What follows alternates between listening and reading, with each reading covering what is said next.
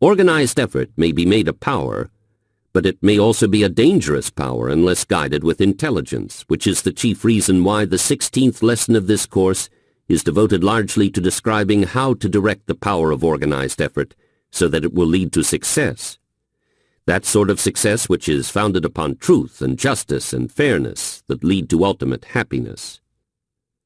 One of the outstanding tragedies of this age of struggle and money madness is the fact that so few people are engaged in the effort which they like best. One of the objects of this course is to help each student find his or her particular niche in the world's work, where both material prosperity and happiness in abundance may be found. For this purpose, a character analysis chart accompanies the 16th lesson. This chart is designed to help the student take inventory of himself and find out what latent ability and hidden forces lie sleeping within him. This entire course is intended as a stimulus with which to enable you to see yourself and your hidden forces as they are, and to awaken in you the ambition and the vision and the determination to cause you to go forth and claim that which is rightfully yours. Less than 30 years ago, a man was working in the same shop with Henry Ford, doing practically the same sort of work that he was doing. It has been said that this man was really a more competent workman in that particular sort of work than Ford. Today, this man is still engaged in the same sort of work at wages of less than $100 a week, while Mr. Ford is the world's richest man. What outstanding difference is there between these two men which has so widely separated them in terms of material wealth? Just this. Ford understood and applied the principle of organized effort, while the other man did not. In the little city of Shelby, Ohio, as these lines are being written, for the first time in the history of the world, this principle of organized effort is being applied for the purpose of bringing about a closer alliance between the churches and the business houses of a community. The clergymen and businessmen have formed an alliance, with the result that practically every church in the city is squarely back of every businessman, and every businessman is squarely back of every church.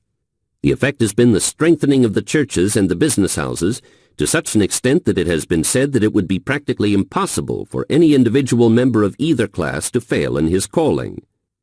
The others who belong to the alliance will permit no such failures.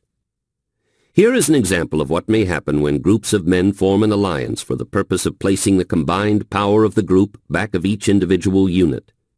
The alliance has brought both material and moral advantages to the city of Shelby, such as are enjoyed by but few other cities of its size in America.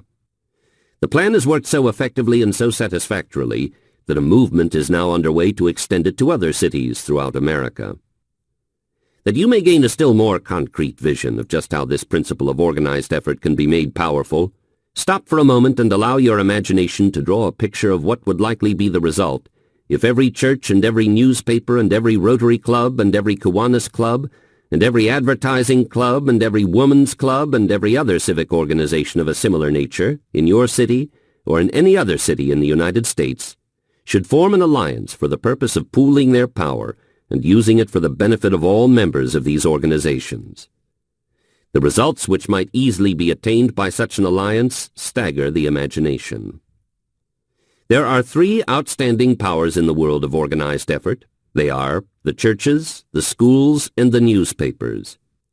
Think what might easily happen if these three great powers and molders of public opinion should ally themselves together for the purpose of bringing about any needed change in human conduct. They could, in a single generation, so modify the present standard of business ethics, for example, that it would practically be business suicide for anyone to try to transact business under any standard except that of the Golden Rule. Such an alliance could be made to produce sufficient influence to change, in a single generation, the business, social, and moral tendencies of the entire civilized world.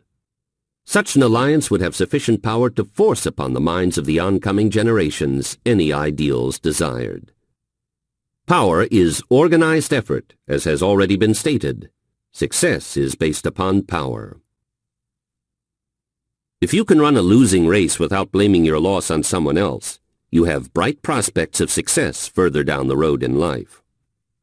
A good encyclopedia contains most of the known facts of the world, but they are as useless as sand dunes until organized and expressed in terms of action. That you may have a clear conception of what is meant by the term organized effort, I have made use of the foregoing illustrations. And for the sake of further emphasis, I am going to repeat the statement that the accumulation of great wealth and the attainment of any high station in life, such as constitute what we ordinarily call success, are based upon the vision to comprehend and the ability to assimilate and apply the major principles of the 16 lessons of this course.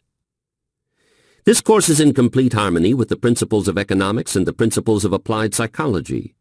You will observe that those lessons which depend for their practical application upon knowledge of psychology have been supplemented with sufficient explanation of the psychological principles involved to render the lessons easily understood.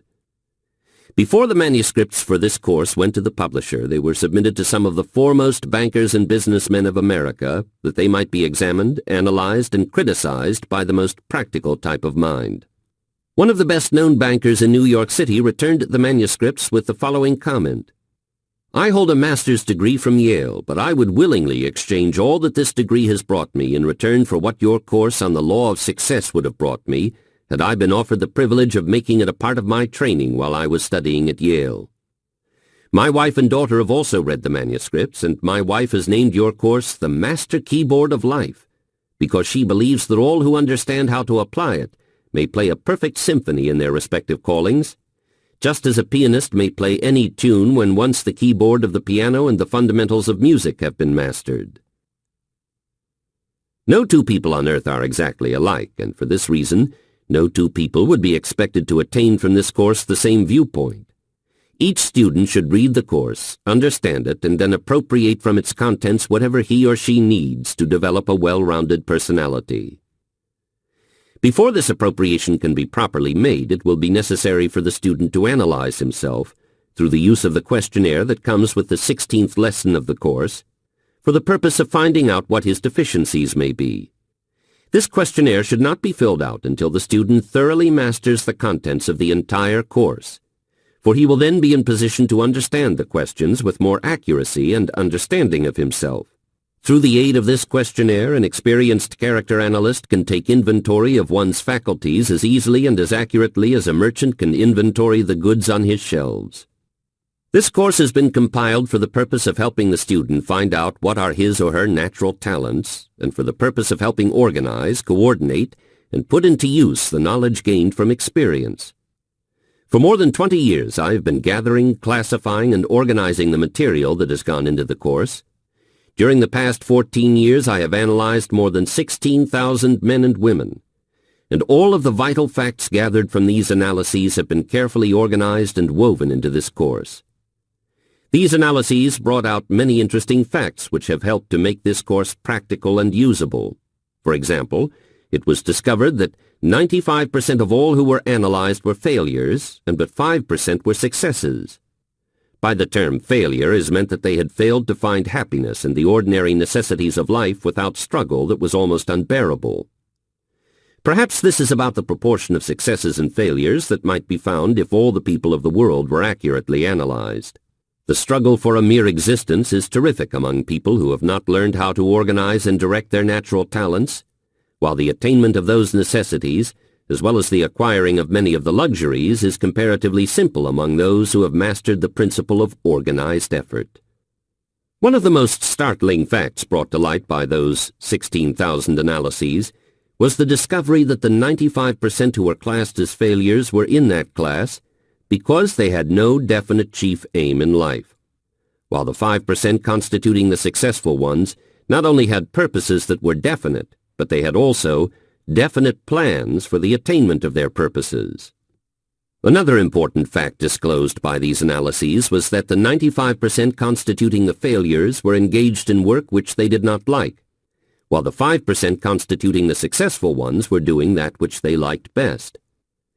It is doubtful whether a person could be a failure while engaged in work which he liked best. Another vital fact learned from the analyses was that all of the 5% who were succeeding had formed the habit of a systematic saving of money, while the 95% who were failures saved nothing. This is worthy of serious thought. One of the chief objects of this course is to aid the student in performing his or her chosen work in such a manner that it will yield the greatest returns in both money and happiness.